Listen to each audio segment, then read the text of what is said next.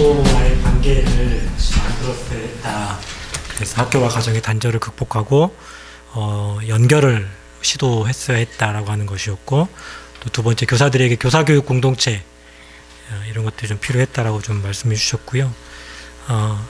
또 학부모와의 어떤 관계 재조정을 통해서 학부모가 보다 좀 적극적인 역할들을 좀 할 수 있도록 안내하고 좀 그들을 좀 도울 필요가 있었다. 학부모와의 협업을 좀 강조해 주셨습니다. 네, 우리 말씀 나누는 동안에 아까 제가 소개해 드리고 싶었던 분이 오셨습니다. 우리 카메라 한번 돌려주시겠어요? 네, 우리 수업과 성장연구소의 우리 신을진 소장님 오셨습니다. 큰 박수로 환영해 주십시오. 네, 고맙습니다. 네, 좀 이따 발제 듣도록 하겠고요. 두 번째 발제는요, 우리 김진우 선생님께서 발제해 주시도록 하겠습니다. 네, 박수로 청해 듣겠습니다. 예, 안녕하십니까. 세종과학고등학교에서 통합사회 가르치고 있고 지금 좋은교사운동 정책위원으로 활동하는 김진우라고 합니다. 제 발제문은 이 자료집으로 보면 6쪽부터 시작이 되고요. 16쪽까지 한 10쪽 정도 되는데 조금 길어서 저는 15쪽, 거기 보면 2020년 4월 22일이라고 되어 있는 그 부분 위주로 말씀드리도록 하겠습니다. 사실 이 발제문은 3월 31일부터 발제를 염두에 두고 쓴 건 아닙니다만은 3월 31일부터 써갖고 4월 22일까지 거의 뭐 한 달에 걸쳐 한 보름 간격으로 썼던 글이 되겠습니다. 중간에 이런저런 생각도 많이 왔다 갔다 했는데요. 현재까지 좀 나름 정리된 생각들 말씀드리도록 하겠습니다. 우선 제가 이 코로나로 인한 이 온라인 교육 상황으로 막 다가오면서 좀 개인적으로 나한테 물었던 질문은 어떻게 보면 이제 교사의 정체성이라고 하는 멋진 말로 물어볼 수 있지만 내심으로는 내가 쓸모 있는 교사일 수 있을까, 그런 질문이었던 것 같습니다. 자칫 잘못하다가는 이게 시대에 뒤떨어진 교사가 될 수 있겠구나.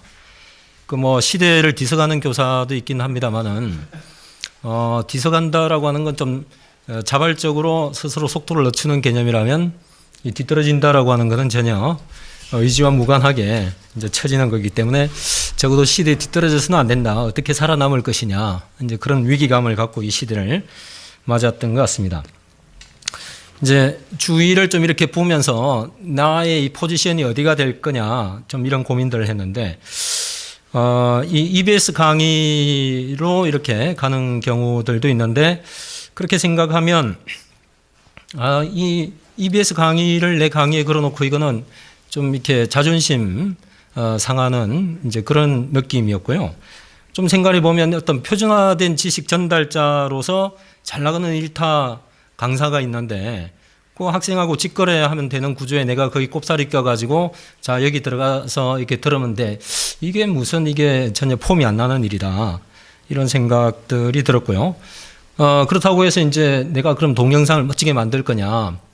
제 주위의 선생님들은 되게 동영상도 잘 만들더라고요. 뭐 이러는데 와 이렇게 참 부럽기는 한데 그걸 따라가려면 거의 뭐 이렇게 저 가랭이가 찢어질 것 같아서 이것도 아니다. 뭐 그런 좀 위기감을 느꼈고요. 근데 이제 저는 이런저런 구상을 하다가 내가 찾은 답은 EBS도 아니고 지금 마침 EBS가 제 앞에서 찍고 계시는데 EBS가 아니라고 하기가 좀 그렇습니다만은 뭐 특별히 제가 EBS를 미워하는 건 아니고요. 이제 조금 이따 설명하겠습니다. 그렇다고 또 내가 뭐 어떤 동영상을 만드는 그런 것도 아니었다. 여기서 제가 도표 하나를 보여드리고 싶은데 사실은 제가 줌에다가 멋지게 화이트보드를 사용해서 한번 그려서 짠 띄우고 싶었는데 아니요, 지금 이게 상황이 조금 전에 잘 모르겠습니다만 이 지금 소리가 나가는 이 상황이 아주 위태위태하게 지금 성사된 거기 때문에 뭐 하나 잘못 건드렸다가 끊기면 뭐 요걸 혼자 들어먹을 것 같아서 아니요, 그래서 그냥 제가 말로 설명을 하려고 합니다. 그냥 놔두십시오. 이제 제가 이제 가상의 칠판을 그릴 테니까 또 뭐 복잡한 건 아니니까요. 그러니까 매트릭스를 하나 그리려고 하는데, 그러니까 매체의 성격에 따라서 이제 2 곱하기 2의 매트릭스가 나올 수 있거든요. 하나는 이제 글이라고 하는 매체가 있고 하나는 동영상이라고 하는 매체가 있고 이제 그게 두 개가 나뉘고 그다음에 그거를 누가 만드느냐에 따라서 되게 표준화된 그 제작자 차원에서 표준화된 자료가 있고 교사가 스스로 만드는 자료가 있는 거거든요. 그러면 이제 네 가지 매트릭스가 생기는데, 그러니까 말하자면 이제 글로 된 표준화된 자료라 그러면 이제 교과서가 되는 거고, 그거를 이제 동영상으로 이제 덧풀어낸 게 EBS 강의가 되는 거죠.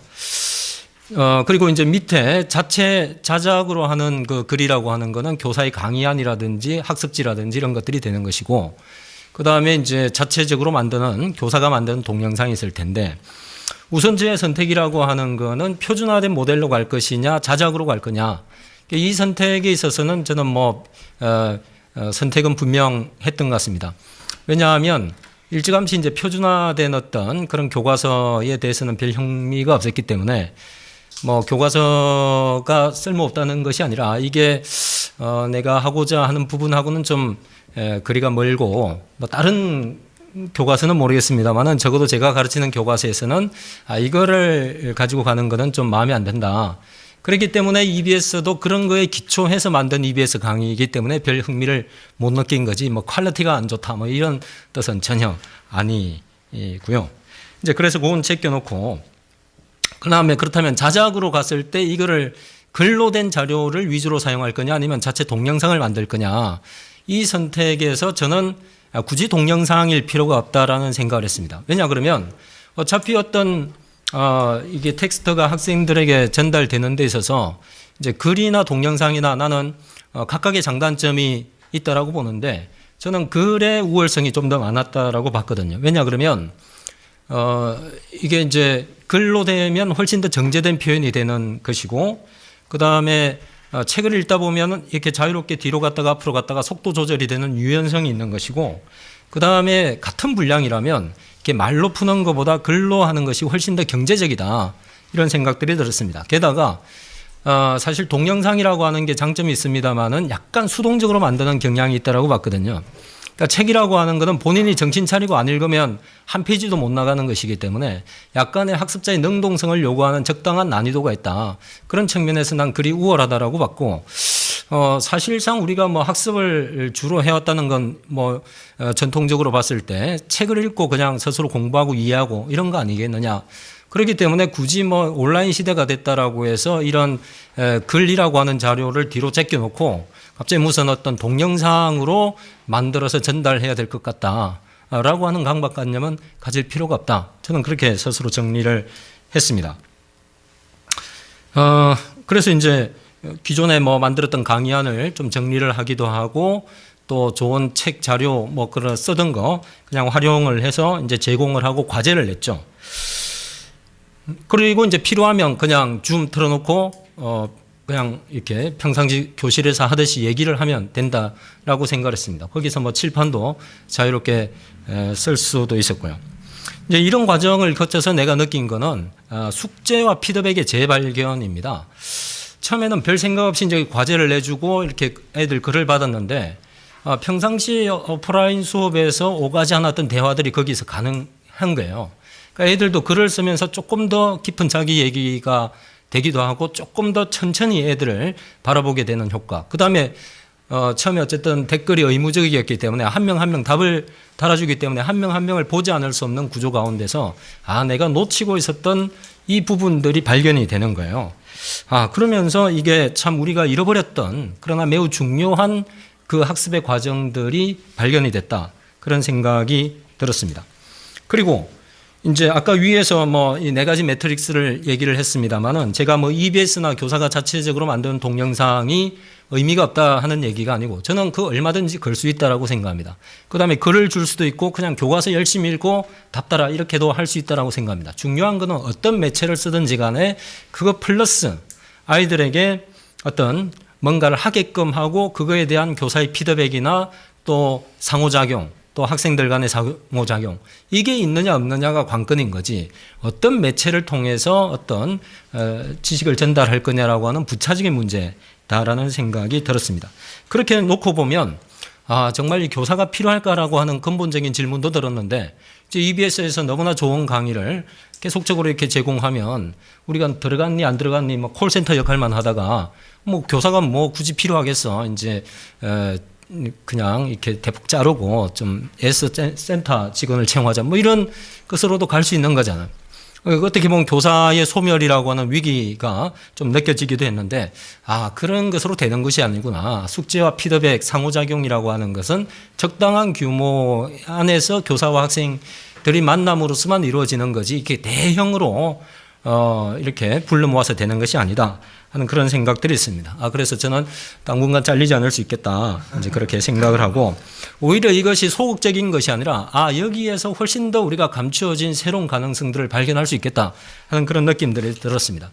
왜냐하면 특히 저는 이제 독서 토론 논술 발표 뭐 이런 우리가 되게 중요하다라고 생각했던 그런 수업을 여기에 대입을 해보면 되게 교사의 역할도 분명하고 이번에 온라인 도구의 쓸모가 훨씬 더 돋보이는 거예요.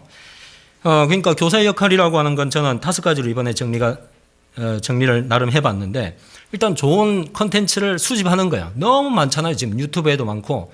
그러니까 이 옥석을 가리는 게 되게 중요한 거야. 잘 해서 정제된 그 어떤 자료들을 학생들에게 접하게 하고 그래서 이걸 하기면 재구성이 필요한 거죠. 직접 만들 수도 있고요. 그 다음에 두 번째는 그렇죠. 직접 그리던 동영상을 제작하는 제작자일 수도 있겠다. 세 번째는 이제 이것만 던져놔서는 애들이 뭘 어떻게 해야 될지 모르기 때문에 잘 이해했는지 이렇게 물어보고 또 피드백하고 상호작용할 수 있도록 그렇게 하는 거, 코치의 역할. 네 번째는 학생과 학생들 간의 상호작용도 중요하기 때문에 그러한 배움이 일어날 수 있도록 하는 교육 환경을 조성하는 사람이기도 하고 마지막 역할이 실제적으로는 제일 큰 일일 수도 있는데 이게 온라인 공간에서 지금 길 헤매는 아이들이 너무 많거든요. 그러니까 우리 학교 같은 애들은 그나마 좀 안 그런 애들인데도 여전히 막 못 찾아 이런 애들이 있어요. 근데 이게 이제 초등학교로 내려간다든지 어떤 지역의 중학생들은 정말 여기 끌고 오는 것 자체가 엄청난 90%의 일인 것 같아요. 아무튼 이런 AS 요원의 역할, 이 교사 아니면 누가 하겠습니까? 그래서 아무튼 그런 5가지 역할이 있다라고 봤고요. 이제 이런 차원에서 볼 때는 온라인 도구의 쓸모가 꽤 많이 있었다. 기존에 제가 몰라서 안 썼었던 거지. 그러니까 예를 들면 글 쓰는 데 있어서 훨씬 쉽게 하는 거예요. 옛날에는 막 손으로 개발세발 쓰고 그 해독도 어려운 거 막 보고 막 긋고 잃어버리고. 근데 이제 이건 아주 깔끔하게 되죠. 그 다음에 피드백도 그냥 해주는 거예요. 그러니까 내가 막 안 써도 되고 이제 타이핑으로 하니까 조금 더 쉽더라고요. 그 다음에 조별 토론도 그 4명씩 하고 시끄러워 좀 막 이렇게 했는데 이제 그것도 줌에서 순식간에 되죠. 그 다음에 좀 더 관찰도 소회의실이 들어갔다가 나왔다. 이렇게 되고 또 상호평가도 얼마든지 가능한 구조가 되더라고요.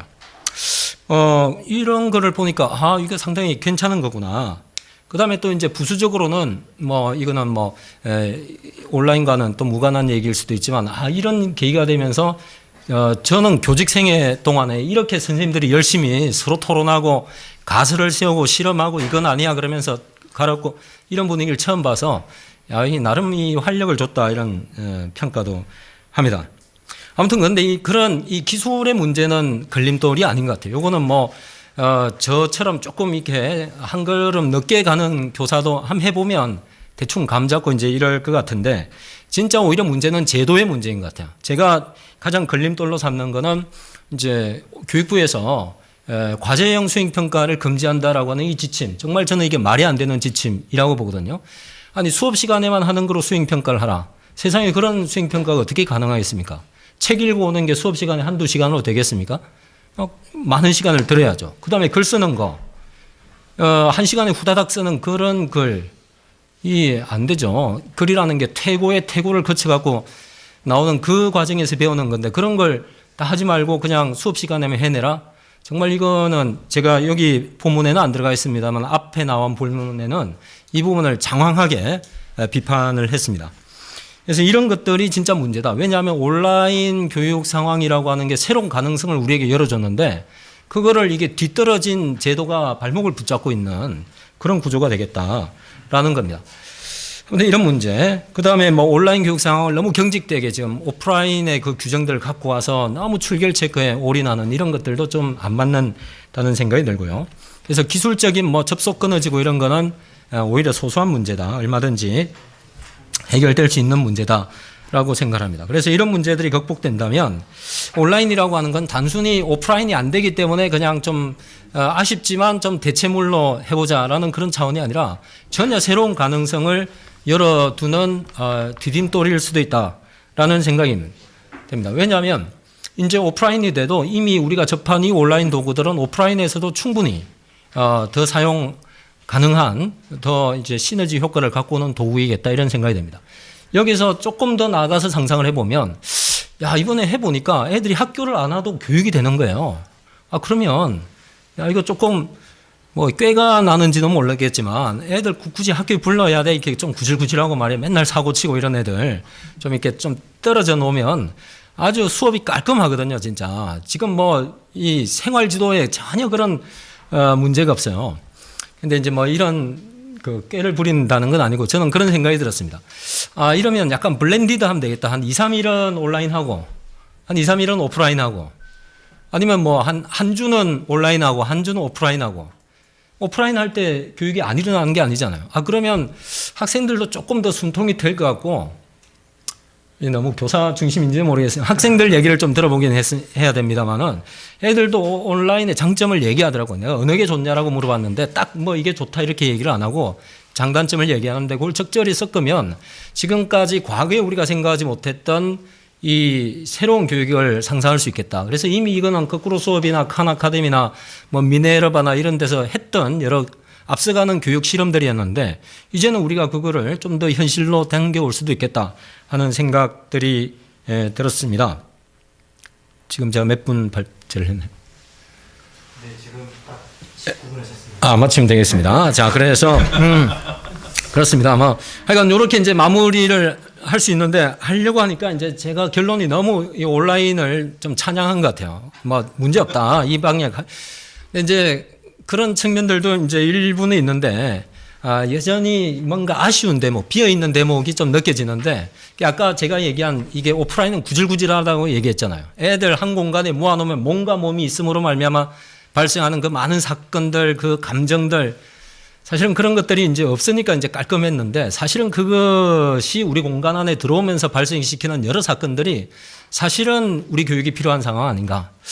그런 측면들에서 이제 온라인이 아무리 좋아도 지식 교육의 측면에서는 많은 효율성이 있지만 그러나 교육의 본질을 놓고 볼 때는 여전히 잃어버리는 큰 부분들이 있는 것이다. 그 부분이 이제 또 이제 온라인 교육의 한계이자 또 우리가 가야 될 교육의 또 하나의 지점인 것이다. 이런 인식을 하면서 이상 발제를 마치도록 하겠습니다. 감사합니다. 감사합니다. 네, 발제문 11쪽부터 해서 한 13쪽까지 정말 장황하게 수행평가의 문제, 과제형 수행평가를 금지시킨 문제를 정말 장황하게 써놓으셨어요. 한번 꼭 읽어보시길 추천드립니다. 그러면 어디 가서 수행평가에 대한 논증하실 때 좋은 도움이 될 것 같고요.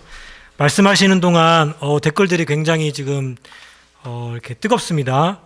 일단 김진우 선생님을 향해서 당분간이 아니라 절대 잘리지 않을 뿐이다 라고 하는 그런 격려도 있었고요. 네, 그다음에 공감도 많았습니다. 매체와 상관없이 상호작용이 중요하다. 상호작용 같이 강조하시는 말씀 좀 있었고요. 그다음에 수행평가 금지하는 문제에 대해서 우리 수원 대평고의 장정신 선생님 과세특 못 적게 하는 것도 이거 문제다. 이거 좀 수정돼야 된다. 이런 얘기 좀 있었고요. 그다음에 아이들 집에 있게 해도 괜찮겠다 싶었을 때 또 장정신 선생님이 한 말씀 해주셨습니다. 학부모는 어쩌라고. 예, 학부모들에게는 너무 큰 정말 짐이 되는 얘기입니다. 그리고 좀 중1은 좀 온라인이 좀 힘들다. 그러니까 좀 그 저연령으로 갈수록 좀 온라인이 힘들다라고 하는 말씀들 좀 많이 좀 해 주셨네요. 네, 이렇게 발제 들으시면서 좀 생각되는 것들이 있으면 적극적으로 채팅방에 좀 올려주시면 같이 공유하면서 이렇게 배움의 시간을 갖도록 하겠습니다. 네, 그럼 이제 세 번째 발제로 넘어가도록 하겠습니다. 세 번째 발제는요, 제가 이거 그 이미지 파일 교사 실제감이라고 하는 카드 뉴스를 딱 보면서 뭔가 이렇게 머릿속에 떠돌던 그 무언가가 이렇게 개념으로 이렇게 만들어지는 경험을 했습니다. 그래서 제가 이분을 모시고 좀 더 깊이 듣고 싶다, 배우고 싶다라는 생각이 들어서 바쁘신 걸 알면서도 제가 적극 초대를 했는데요. 신을진 수업과 성장연구소 소장님 모셔서 말씀 듣도록 하겠습니다. 또 혹시 박수로 환영해 주십시오.